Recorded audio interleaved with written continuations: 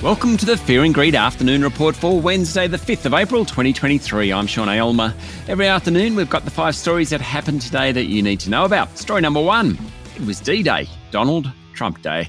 New York prosecutors this morning alleged that Donald Trump conspired to illegally influence the 2016 election through a series of hush money payments designed to silence claims that he feared would be harmful to his presidential candidacy. The charges arose from a series of checks that Mr. Trump or his company wrote during the presidential campaign to his lawyer and fixer for his role in making a payment to a porn actor who alleged an extramarital sexual encounter with the former president. Now, the payments were part of an unlawful plan to identify and suppress negative information that could have undermined his campaign for president, Assistant District Attorney Christopher Conroy said in court. That's all the official stuff. It's the first time a former president has faced a judge in his own criminal prosecution. Trump pleaded not guilty.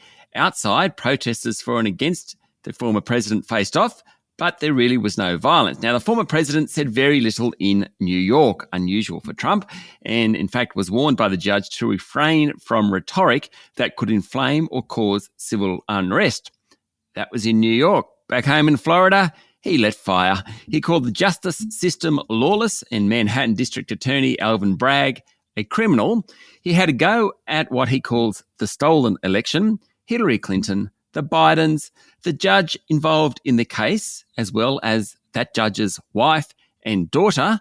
And Trump said the only crime he's committed is to defend the nation from those who seek to destroy it. There you go. How do you follow story number 1 with story number 2? I'll have a go. The S&P ASX 200 closed up just 1 point today to 7,237 points. That wasn't bad given the weak lead-in from Wall Street. Not a lot going on as we head into the Easter long weekend. The big iron ore miners fell sharply and Newcrest, Transurban, Aristocrat Leisure and QBE all outperformed. Story number 3, opposition leader Peter Dutton has announced that the Liberal Party will oppose the Voice referendum later this year and instead push the legislative voice that is not enshrined in the Constitution. The decision is sure to cause more than a few anxious moments for the party and comes after a poll in the Australian newspaper this morning shows that 5 states are in favour of backing the Voice referendum, with Queensland the holdout. The news poll shows 54% of all Australian voters support constitutional recognition of an Aboriginal and Torres Strait Islander voice to Parliament, with 38% opposed. Critically, it shows that the referendum would also meet the requirement of obtaining a majority of voters in a majority of states. The strongest support for the yes case was South Australia, where 60% of voters approved. Victoria was at 56%, New South Wales and Tasmania were at 55%, and Western Australia at 51%. In Queensland, only 49% of respondents supported the Voice.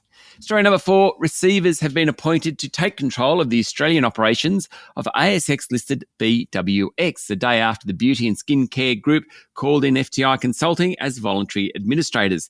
BWX's operations outside of Australia and the Go to Skincare business, founded by Zoe Foster-Blake, are not in administration or receivership, and they continue to trade normally. Mind you, the administrators are looking for a buyer for BWX's controlling stake in the Go-To Skincare brand.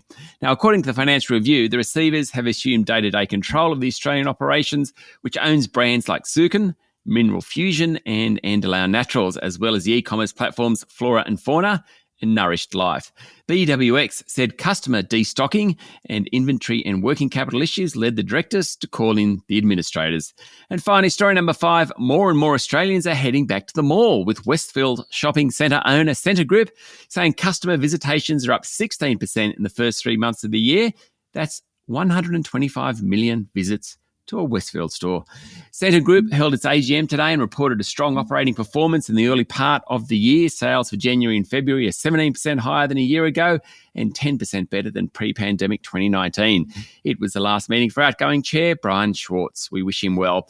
That's it for the afternoon report for Wednesday, the 5th of April, 2023. Don't forget to hit follow on the podcast and find Fear and Greed on LinkedIn, Instagram, Twitter and Facebook. Join Michael Thompson and I tomorrow morning for the Fast 5 by Fear and Greed, the top 5 business stories you need to know in 5 minutes. I'm Sean Aylmer. Enjoy your evening.